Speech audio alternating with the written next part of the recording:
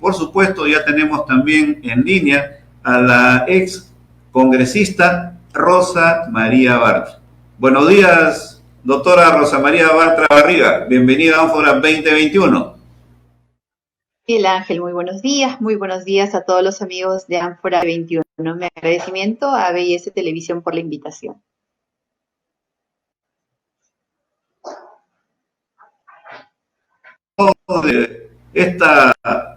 De estas elecciones, primera vuelta con un Pedro Castillo que ha arrasado en 16 regiones del Perú y que ahora pasa a una segunda vuelta electoral. De lo que nosotros hemos dicho durante mucho tiempo, el Perú no es plano para mirarlo desde Lima. El Perú tiene cordilleras, tiene quebradas, de hecho es muy plural.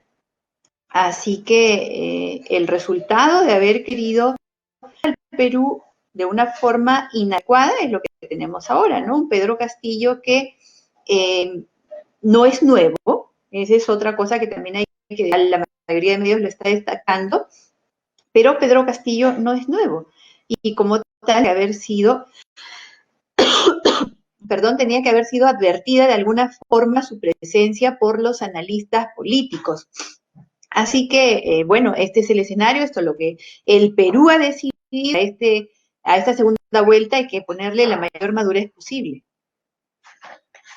Ahora, ganar en 16 regiones es sumamente significativo para alguien que supuestamente no tenía una mayor presencia ni representatividad en el Perú. Eso quiere decir que también fue ninguneado tanto por las encuestas como por la gran prensa nacional, ¿o me equivoco en esta apreciación? A ver, Pedro Castillo no es nuevo y ya tenía experiencia en grandes movilizaciones. Hay que nos olvidan, o que de pronto en el discurso, en la narrativa que han tenido los medios de comunicación en los últimos tiempos, no se ha dicho la verdad completa o solamente se ha dicho desde un ángulo. En el caso de Pedro Castillo fue el que dirigió la huelga que causó la primera crisis política en el Perú del último quinquenio, la del 2017, en la cual encabezó una huelga que duró más de 4 meses, que puso en estado de emergencia regiones y el riesgo de perder el año escolar en todo el Perú. Recordemos que esta crisis hizo que el Congreso llamara a la señora entonces ministra de Educación, Marilu Martens, para responder frente a su inacción y resolución del problema de los maestros. Y esto, al mismo tiempo, trajo consigo que Fernando Zavala hiciera cuestión de confianza por una ministra que además tenía en grave problema su sector. Y eso es lo que tuvo como respuesta del Parlamento la no confianza porque no correspondía. Entonces, esta parte de la historia tiene que ser nuevamente recordada, pero esta vez con estricto apego a la de tal manera que podamos ver frente a quién estamos o frente a qué decisión tiene con Pedro Castillo como alternativa. Pedro Castillo no es alguien que apareció de la nada, no es alguien sin estructura, no es alguien sin pensamiento propio. Pedro Castillo está apoyado en el SUTE, regiones, que tiene presencia en todas las regiones del Perú. Tiene su TR de Tumbes a Tacna, de Hilo a Chimbote, y al mismo tiempo tiene como gran soporte la estructura de las rondas campesinas. Entonces, estamos frente a alguien conservador de izquierda, además, que es una especie distinta para las izquierdas progresistas que, digamos, gobiernan América Latina. Esta es una izquierda conservadora y además con estructura dentro del pueblo, campaña y replicar mensajes. Entonces, sí creo que la miopía de la visión limeña ha impedido que en los medios de comunicación esté presente un debate con todas las posiciones, especialmente con aquellas que tienen estructura para poder soportar una campaña como esta, en un escenario tan cambiante, en crisis sobre crisis. Doctora Bartra, en el 2017 efectivamente vimos a un casi violento Pedro Castillo presentando a los docentes, integrando este grupo del CONARE, si no me equivoco, pero llegó al Congreso de la República, le abrieron las puertas y contribuyó directamente a que efectivamente creara una crisis política tremenda. Pero en ese momento contó evidentemente con el apoyo del fujimorismo. Efectivamente, el fujimorismo tenía una amplia mayoría para ese momento y responsabilidad del Congreso frente a la inacción del Ejecutivo, porque la solución pasaba solamente por el Ejecutivo, no por el Congreso. Sin embargo, frente a la inacción del Ejecutivo, el Congreso tuvo que accionar para poder contribuir a la solución de la huelga. Y de hecho se tuvo comisiones largas e importantes con Pedro Castillo que, digamos, capitalizó también la pérdida de legitimidad del SUTEP como SUTEP y lideró el SUTEP Regiones, ¿no? Entonces, traía esto a el escenario actual para un poco describir frente a qué alternativa de elección tiene el Perú. Que cuando se presentara a alguien que de pronto apareció de la nada, solamente producto del descontento, crisis, eso no es una izquierda, ha tenido su espacio siempre en nuestro país, y es izquierda que de pronto se casi apareció por la izquierda progresista, ¿no? La izquierda que en esa elección ha sido una de las más grandes perdedoras. Digamos que esa izquierda de Julio Guzmán, la izquierda que se dice de centro, pero en realidad eran progresistas, o de Verónica Mendoza, que perdió frente a Castillo, es una fuerza que siempre ha estado presente en nuestro país, ahora ha encontrado el espacio adecuado, la oportunidad y cuenta con la estructura para poder llevar adelante una campaña. Y ha tenido pues ahora digamos el escenario como para una competencia realmente dura al tener a Keiko Fujimori como compañera en esta segunda vuelta. Así que nos trae un desafío para elegir y vamos a ver qué es lo que nos presentan a candidatos, qué alianzas finalmente cuál es la posibilidad de salida a nuestra crisis que nos ofrece cada uno de ellos. Tiene que ser una elección muy sensata, muy serena, decisión alejada por completo de fantasmas que puedan intoxicar la imagen del uno o de la otra. No es una elección cualquiera, y esa decisión va a requerir mucha madurez y muchísima participación además. Doctora Bartra, usted llegó al Congreso de la República y fue además vicepresidenta del Congreso de la República, también fue presidenta de la Comisión de Constitución, presidió la Comisión Investigadora Lavajato como invitada del Fujimorismo. Entiendo que ahora está alejada del Fujimorismo, pero recordando un poco las épocas en el Congreso de la República, Pedro Castillo, con su movimiento, contribuyó evidentemente a tumbarse prácticamente a dos ministros que representaban, entre otros, por ejemplo, y un motivo de censura también, el tema de la ideología de género. Y ahí coincidían en una posición conservadora, se tumbaron a Jaime Saavedra en primer lugar y luego a Mariluz Martins. ¿Usted cree que esta cuestión que los unió entre Pedro Castillo y el SUTEP, en esta segunda vuelta electoral, ese cordón umbilical se va a romper abiertamente o por lo menos van a mantener ese tipo de principios que llegaron a tumbarse también a todo un gabinete? Para empezar, nuevamente y en rigor a los hechos, ¿no? En estricto apego a los hechos. La caída de Jaime Saavedra no se da por el tema de la ideología de género. La censura de Jaime Saavedra ocurre por actos de corrupción.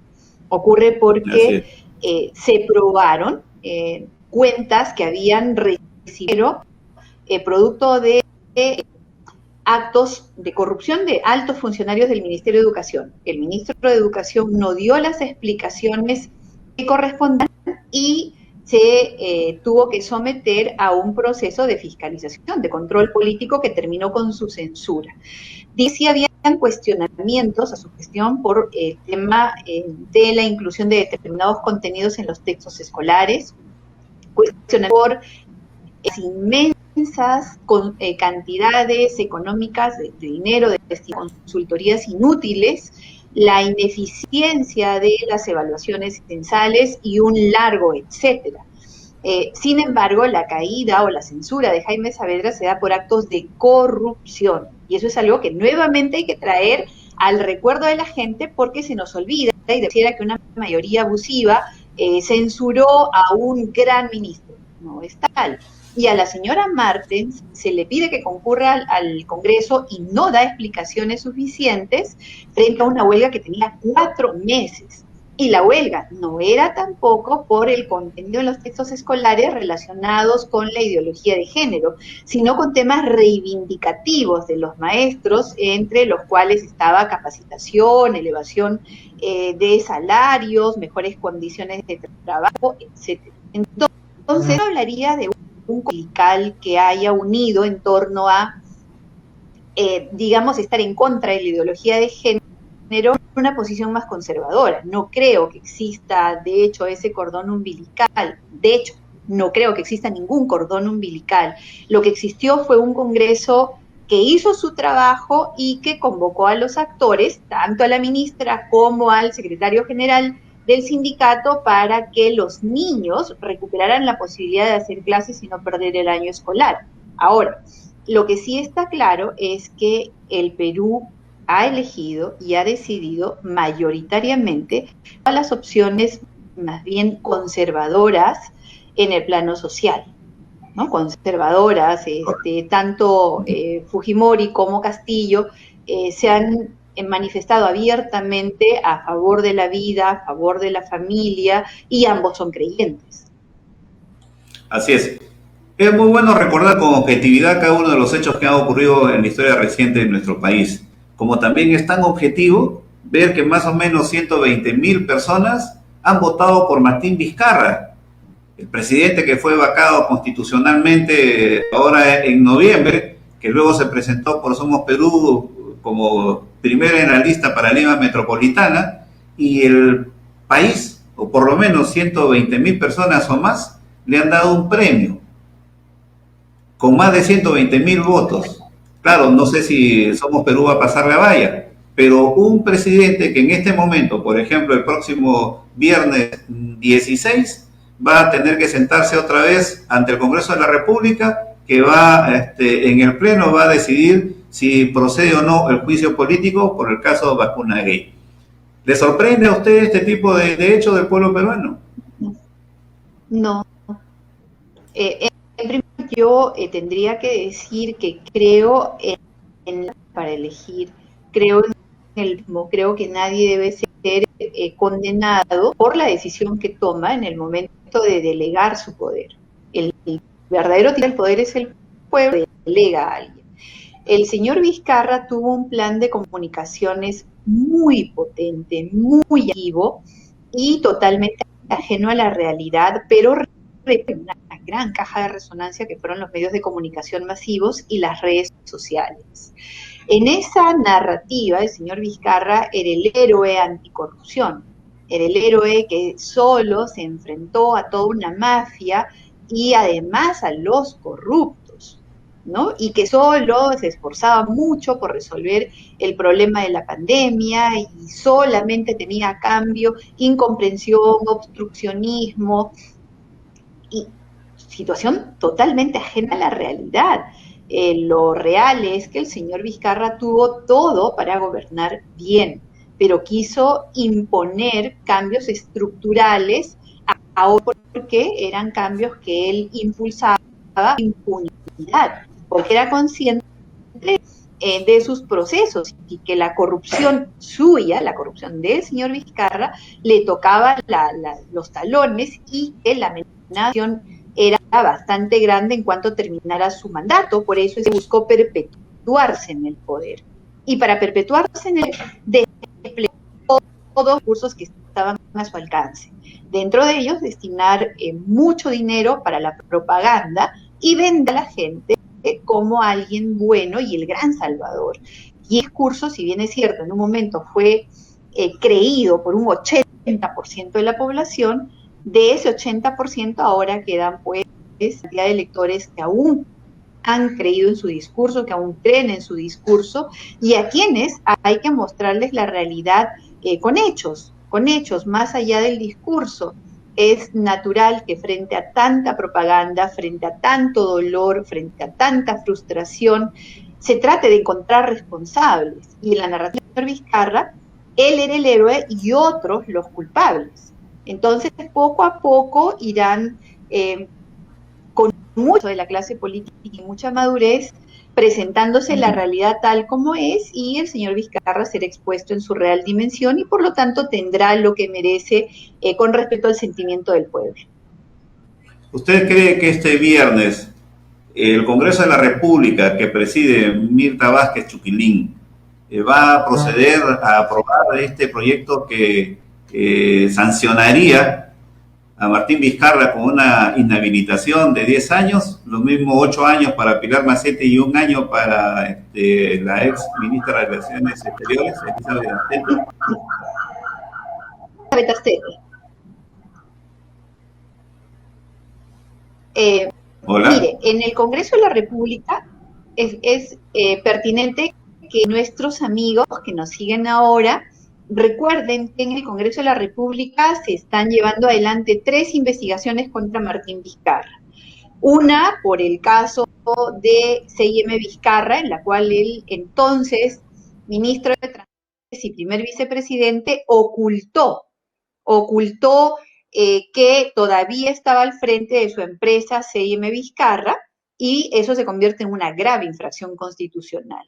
Tiene además el caso de las contrataciones dolosas por parte del Ministerio de Cultura y el haber manipulado información y además intentado cambiar y por lo tanto obstruir a la justicia en el caso de declaraciones y testimoniales y documentos. Y la tercera es la que tiene por el caso de... En el caso de Richard Swing y el Ministerio de Cultura ya tiene una recomendación de inhabilitación por 10 años.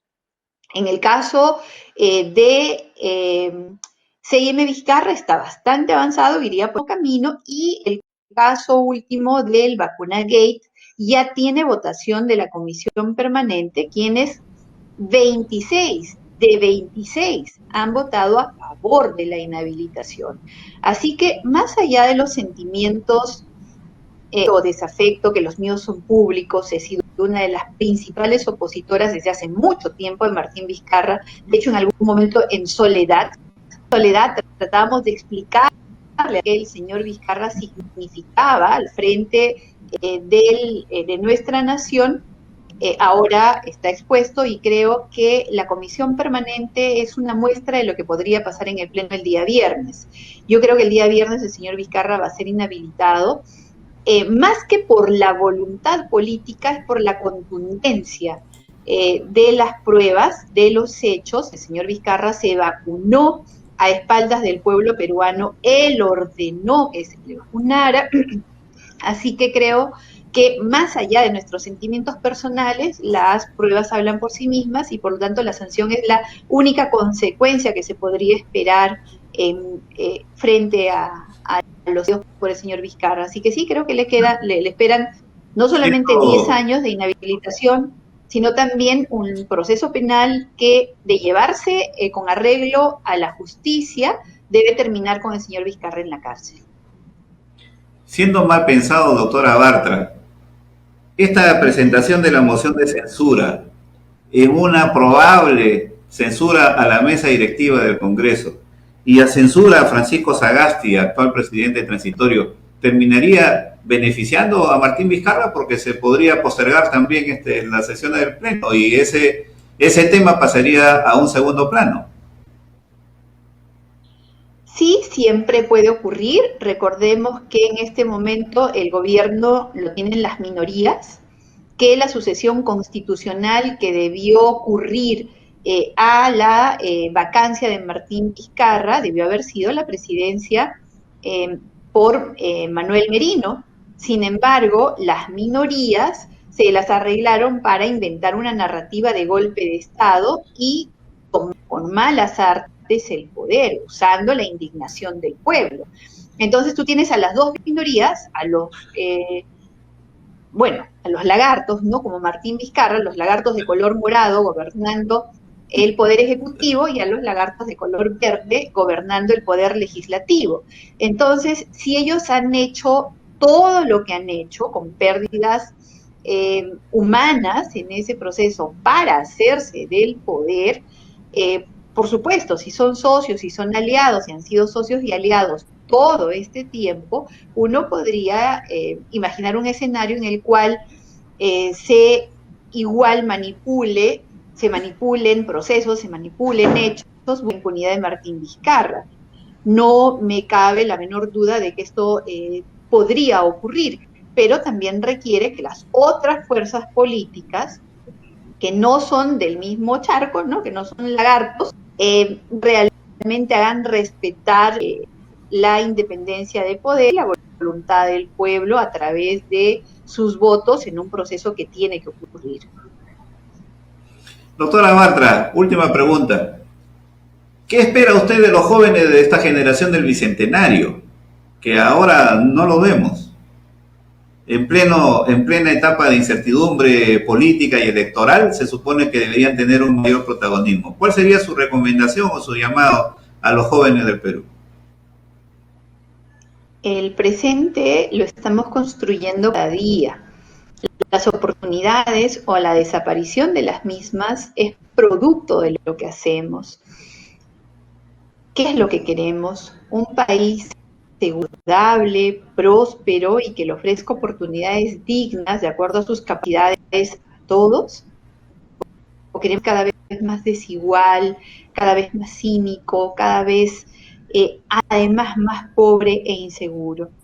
Eso es una responsabilidad de los ciudadanos y mucho más grande es esa responsabilidad cuando hablamos de los jóvenes, con aquellos que aspiran a un espacio laboral, un espacio para desarrollarse, para formar sus familias, el tiempo que se espere que vivan en condiciones adecuadas. Así que a ellos mi llamado a la participación activa, reflexiva, comprometida, porque finalmente su futuro, su presente, el que está en juego. Así que jóvenes del Bicentenario, comprometerse con el destino de sus vidas y el futuro que eso vaya, la calidad de vida que vaya a tener en adelante. Muchísimas gracias a Rosa María Bartra Barriga por su participación esta mañana en Ánfora 2021. Por supuesto, la estaremos convocando también, especialmente para conversar un tema que me parece sumamente importante dialogar con usted, independiente en el Perú. Muchas gracias. Gracias, Miguel Ángel. Un gusto. Muy buenas tardes. Muy bien, nos vamos a una pausa y regresamos con más en Ánfora 2021, correspondiente a hoy, 13 de abril del año 2021.